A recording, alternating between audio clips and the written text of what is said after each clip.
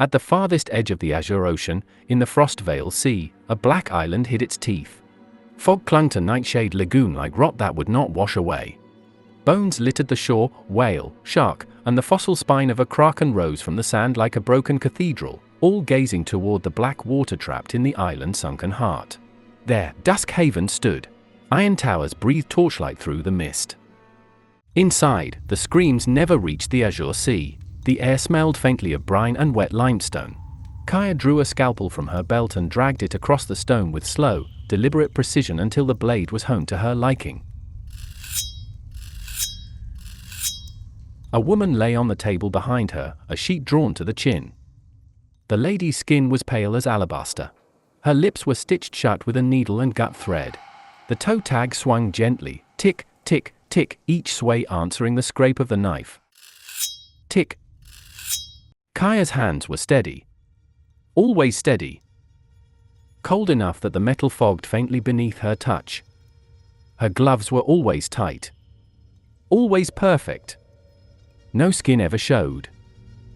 Ruby-red eyes, bright as cut jewels, watched her reflection in the blade. The powder on her cheeks lay thick and pale, careful as a funeral mask. She wore death by choice. The painted skull was ritual, theater, something she controlled. But the true skull pressing beneath her thin skin was another matter and not meant for mortal eyes. Thick raven silk hair fell in a long braid down her back, neat as a rope tied for hanging. At her throat rested a heavy medallion of aged bronze.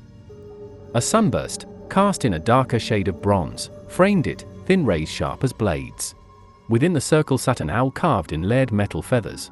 Its eyes burned molten crimson. A serpent coiled around the owl's body, scales carved in fine detail. The medallion did not sway when she moved. It hung still. Watching. She hummed a sea shanty, sweet and off-key. Glass jars lined the shelves, skulls, fingers, eyes floating pale in cloudy liquid, each labeled in delicate black lettering. Specimen 47. Male. Cranium unusually symmetrical. A finger beneath the sheet twitched. Kaiya's humming never faltered. Nerves. She murmured, almost fondly. They remember longer than minds.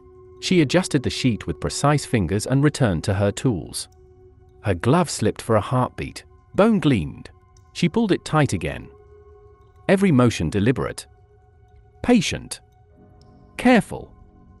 The door creaked open without warning. Guards dragged in a prisoner and chained him to the chair. Blood matted his hair. His eyes burned with hate. Kaiya finished sharpening her scalpel before turning. The man's eyes flicked nervously to the medallion at her throat, its owl seeming to follow him. The chains at her belt rattled softly like teeth chattering in winter. Good evening, she said, her voice velvet smooth, each syllable dripping with ice. I do hope they were not rough with you. The prisoner spat at her boots. She studied him the way a surgeon studies an interesting wound. Garnet eyes gleamed in the torchlight, curious, calm, utterly merciless.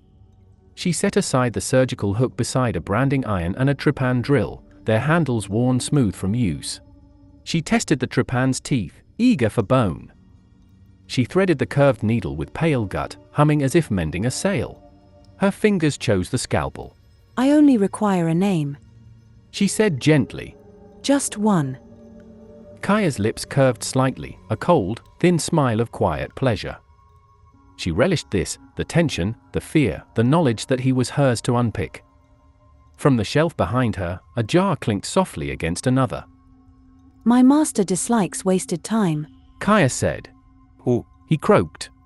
Kaiya tilted her head, her braid sliding softly across her shoulder. I have never seen their face, she replied calmly. It is not required. The corpse behind her jerked once more beneath its sheet. She continued arranging her instruments. Your hand, please. He struggled. The chains held. Her cold fingers wrapped his wrist. Gentle. Almost kind. As Kaiya leaned in, her eyes met his. Grey. Bright as sunlight on cold water. The scalpel paused. For a heartbeat, warmth bloomed where only ash belonged. She crushed it without mercy. The prisoner's scream sharpened as he noticed she drew no breath. Kaiya closed her scarlet eyes briefly, savoring the sound. A songbird. She worked slowly, efficiently, every cut placed with a surgeon's care. When he fainted, she simply waited for him to wake. She always waited. At last, he whispered a name. The medallion at her throat felt suddenly heavier. That is unfortunate. She murmured. She drew her tongue slowly along the blade, savoring the taste of blood, before setting it down. Beneath the faintest trace of lips, her teeth gleamed sharply. Drops of water fell from the ceiling and struck her cheek. The makeup along her face ran thin. Bone pressed sharply beneath the fragile skin. The prisoner saw. His scream broke into a sob. Kaiya leaned close, her braid sliding forward like a black noose, her voice soft as sleep at his ear. Hush now, you have been very helpful. She wrote the name neatly onto parchment and sealed it in black wax. Far away, thunder rolled over the azure sea. My master will be pleased, She said quietly, though no one had spoken. Behind her, the corpse sat upright in a last convulsive twitch of nerves. The scratching of her quill did not pause, she had already finished with the body. Then the man found his voice, cracked and small. What will you do with me? He whispered. Kaiya looked up.